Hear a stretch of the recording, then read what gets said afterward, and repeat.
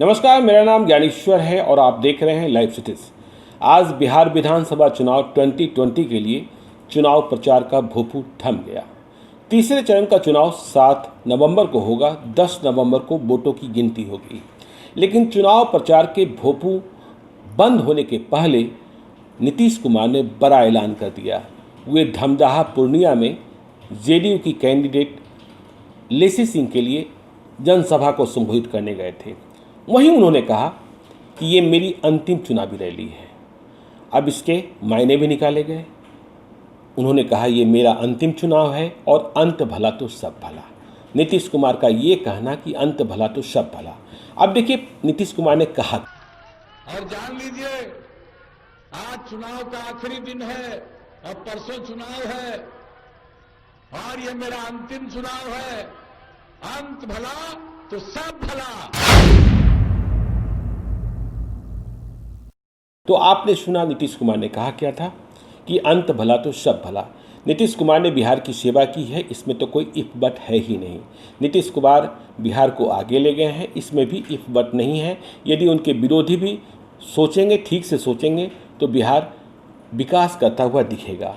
नीतीश कुमार पूर्णिया से जब लौटे, या यूं कहें कि चुनाव प्रचार की समाप्ति के बाद जब लौटे और यह ऐलान कर लौटे कि ये मेरी अंतिम चुनावी रैली है, तब भी वे नहीं रुके। वे हाई कोर्ट के मज़ार पर चादर पोशी को गए और चादर पोशी किस बात के लिए की? देखिए, इसके बाद उन्होंने ट्वीट किया। चादर पोशी के बाद उन्होंने कहा कि मैंने बिहार के लिए दुआ मांगी है।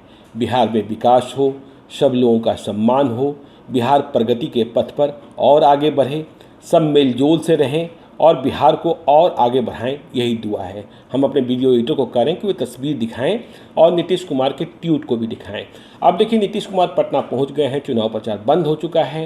अब जितनी सारी गणित है, जो पहले 2 चरण के चुनाव हुए हैं, या यूँ कहें कि तीसरे चरण का जो चुनाव होने वाला है, नीतीश कुमार ने जब कहा कि अंतिम चुनावी रैली है और अंत भला तो सब भला, इसका असर क्या चुनाव में दिखता है, यह भी देखने की बात है। यह आपको पता है कि नीतीश कुमार एनडीए गठबंधन के मुख्यमंत्री पद के उम्मीदवार हैं। बिहार में यदि एनडीए गठबंधन को बहुमत मिलता है तो मुख्यमंत्री नीतीश कुमार ही होंगे। संख्या की कोई बात नहीं है, क्योंकि इस बात का स्पष्टीकरण नरेंद्र मोदी, जेपी नड्डा और अमित शाह दे चुके हैं।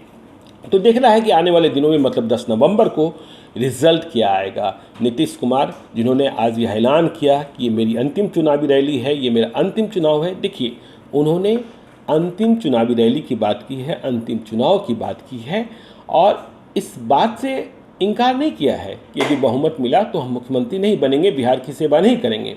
तो नीतीश कुमार बिहार की सेवा करने को अभी 2020 से 2025 तक तैयार है, बशर्ते कि उन्हें बहुमत मिले। हालांकि विपक्ष मानता है कि वे मुख्यमंत्री बनने नहीं जा रहे हैं। तेजस्वी यादव अपने तरीके से, या यूँ कहें कि जो भी चुनाव लड़ता है वो दावा करता है कि हम चुनाव जीत रहे हैं।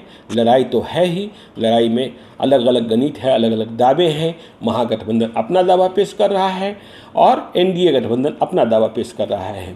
पर इस बीच चुनाव प्रचार की समाप्ति के बाद नीतीश कुमार हाईकोर्ट मज़ार पर पहुँचे हैं और बिहार के विकास के लिए दुआएं मांगी है। बिहार में विकास हो, सब लोगों का सम्मान हो, बिहार प्रगति के पथ पर और आगे बढ़े, सब मेलजोल से रहें और बिहार को और आगे बढ़ाएं, यही दुआ है, उन्होंने कहा है। देखिए, नीतीश कुमार की पहचान न्याय के साथ विकास के लिए की जाती है। हाँ, ठीक है, विरोधी आरोप प्रत्यारोप लगाते रहते हैं, राजनीति में ये सब चलता रहता है। लेकिन 1990 से 2005 और 2005 से 2020 तक के बिहार को यदि आप अलग अलग खंड में देखेंगे तो आपको नज़रिया में बहुत कुछ दिखेगा, चश्मे में बहुत कुछ दिखेगा। खैर, 2020 में बिहार के जो मतदाता हैं, जनता मालिक है, यह तो सभी जानते हैं। उन्होंने क्या फैसला किया है, क्या नहीं फैसला किया है।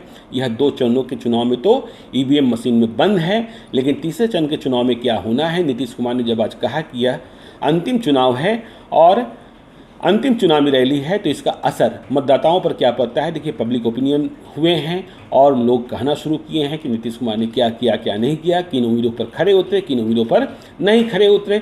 पब्लिक यह बोलने लगी है कि नीतीश कुमार वो अभी रहना चाहिए था या नहीं रहना चाहिए था।